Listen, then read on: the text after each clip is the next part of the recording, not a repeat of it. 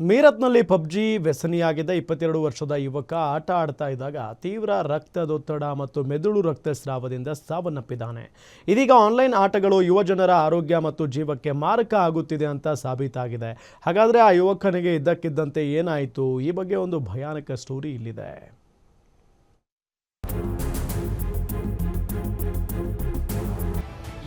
ಇತ್ತೀಚಿನ ದಿನಗಳಲ್ಲಿ online gaming ಎಂಬುದು ಒಂದು ದೊಡ್ಡ ಪಿಡುಗಾಗಿ ಪರಿಣಮಿಸಿದೆ.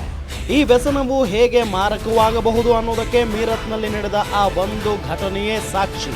ಗಾಜಿಯಾಬಾದ್ನಲ್ಲಿ ಮೊಬೈಲ್ ಗೇಮಿಂಗ್ನಿಂದಾಗಿ 3 ಸಹೋದರಿಯರ ಆತ್ಮಹತ್ಯೆ ಬಳಿಕ ಮೀರತ್ನ ಖೈರ್ ನಗರ ಪ್ರದೇಶದಲ್ಲಿ ಪಬ್ಜಿ ವ್ಯಸನಕ್ಕೆ 22 ವರ್ಷದ ಯುವಕ ಮೊಹಮ್ಮದ್ ಕೈಫ್ನ ಜೀವನವನ್ನೇ ಬಲಿ ಪಡೆದಿದೆ.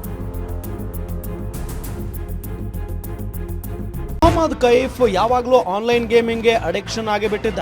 ಇಡೀ ದಿನ ಗೇಮ್ ಆಡುತ್ತಲೇ ಸಮಯ ಕಳೆಯುತ್ತಿದ್ದ. ತಡರಾತ್ರಿ ತಲೆಗೆ ಹೆಡ್ಫೋನ್ ಹಾಕೊಂಡು ಗೇಮಿಂಗ್ ಆಡುವಾಗ ಎದ್ದಕ್ಕಿದ್ದಂತೆ ರಕ್ತದೊತ್ತಡ ತುಂಬಾ ಹೆಚ್ಚಾಗಿ ಮೆದುಳಿನಲ್ಲಿ ರಕ್ತಸ್ರಾವವಾಗಿದೆ. ತನ್ನ ಮೊಬೈಲ್ನಲ್ಲಿ ಪಬ್ಜಿ ಗೇಮ್ ಆಡುತ್ತಿದ್ದಾಗ ಅಸ್ವಸ್ಥನಾಗಿದ್ದ. ಕುಟುಂಬದವರು ತಕ್ಷಣ ಸ್ಥಳೀಯ ಆಸ್ಪತ್ರೆಗೆ ಕರೆದುಕೊಂಡು ಹೋಗಿದ್ರು.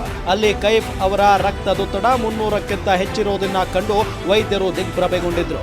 ನಂತರ 2 ದಿನಗಳ ಕಾಲ ಚಿಕಿತ್ಸೆಯ ಬಳಿಕವೂ ಕೈಫ್ ಕೊನೆಯುಸಿರೆಳೆದಿದ್ದ.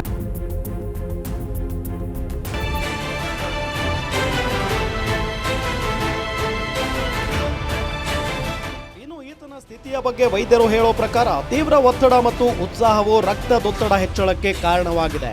ಇದರಿಂದ ಈತನ ಮೆದುಳಿನಲ್ಲಿನ ರಕ್ತನಾಳಗಳು ಛಿದ್ರಗೊಂಡಿದ್ದರ ಪರಿಣಾಮವಾಗಿ ರಕ್ತಸ್ರಾವಕ್ಕೆ ಕಾರಣ ಆಯಿತು ಅಂತ ಹೇಳಿದ್ದಾರೆ. ಕೈಫ್ ಕೆಲವು ತಿಂಗಳುಗಳಿಂದ online ಗೇಮಿಂಗ್ಗೆ ದಾಸನಾಗಿದ್ದ.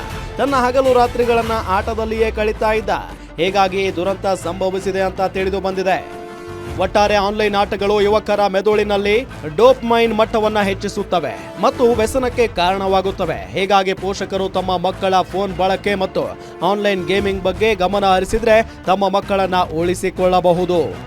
News desk, guarantee news, Bengaluru.